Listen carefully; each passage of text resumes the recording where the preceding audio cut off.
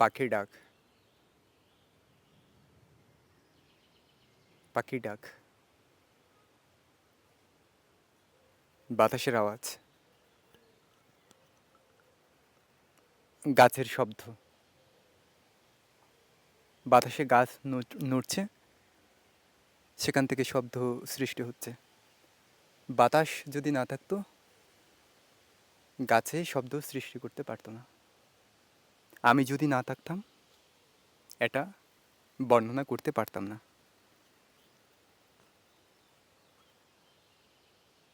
কি দারুণ অরণ্য, পাখিদের ঘর, পাখিদের কলোনি।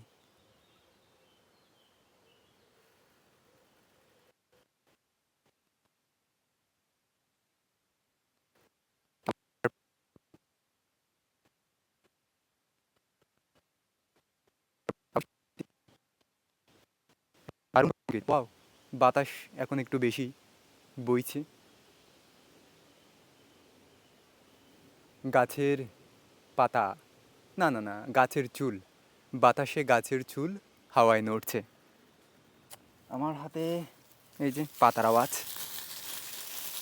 পাতার আওয়াজ।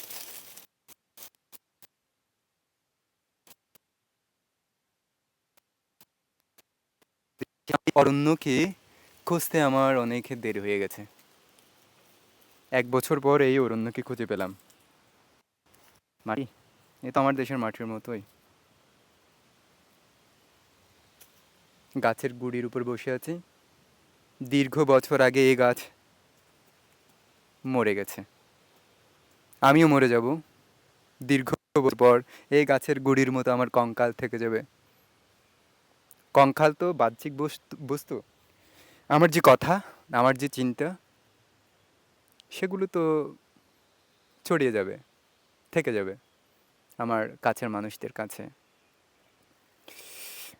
এই বৃক্ষকে ছুঁয়ে যে কথা বলছি, এই বৃক্ষের কাছে তো থেকে যাবে, এভাবেই থেকে যাবে। এই যে পথ, যে এত সুন্দর আসন কি আমি কোনোদিন বানাতে পারবো?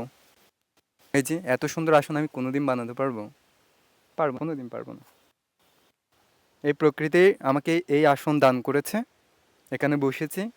এই অল্প মুহূর্ত যে বসেছি, আমি এই বৃক্ষের প্রতি ঋণী। তুমি আমাকে খুব দারুণ একটা অনুভূতি দিয়েছো। এই যে বৃক্ষ, এই বৃক্ষ আমার বন্ধু। এই যে আমার বন্ধুর পায়ের পায়ের কাছে বিড়ালের মতো সবুজ লোম, মানে বিড়ালের তো সবুজ লোম থাকে না, মানে তার যে নরম নরম যে আবহ, সেই নরম আবহ, প্রকৃতি কত সুন্দর। এটা তো মনে হচ্ছে একটা বিড়ালের পায়ের মতো। একটা মানুষ বা একটা পাখি, একটা বিড়াল, কি সুন্দর না? এই প্রকৃতির এত ক্ষুদ্র ক্ষুদ্র জিনিসগুলো এত সুন্দর, আমরা দেখি না কেন? দেখি না তো। গাছ গেলে, একটা জীবন্ত গাছ মরে গেলে এমন হয়, একটা মানুষ মরে গেলে কেমন হবে? এমনই তো হবে না? এমনই হবে, আমরা সবাই এমনই হব, কিছুই থাকবে না। চিন্তা থেকে যাবে, কথা থেকে যাবে, কিন্তু আমরা মনে করছি আমরা অমর, আমরা মনে করছি আমরা অমর। এই অমর চিন্তা ভাবনাটাই আমাদের প্রকৃতিটাকে ধ্বংস করেছি। আমরা আমরা মরে যাব, প্রকৃতির মতো করেই মরে যাব। যে বৃক্ষ মরে গেছে অন্য বৃক্ষকে রেখে, আমি মরে যাব অন্য মানুষকে রেখে। প্রকৃতিকে ভালোবাসতে হবে বন্ধু, ছোট ছোট জিনিসকে নিয়ে চিন্তা করতে হবে।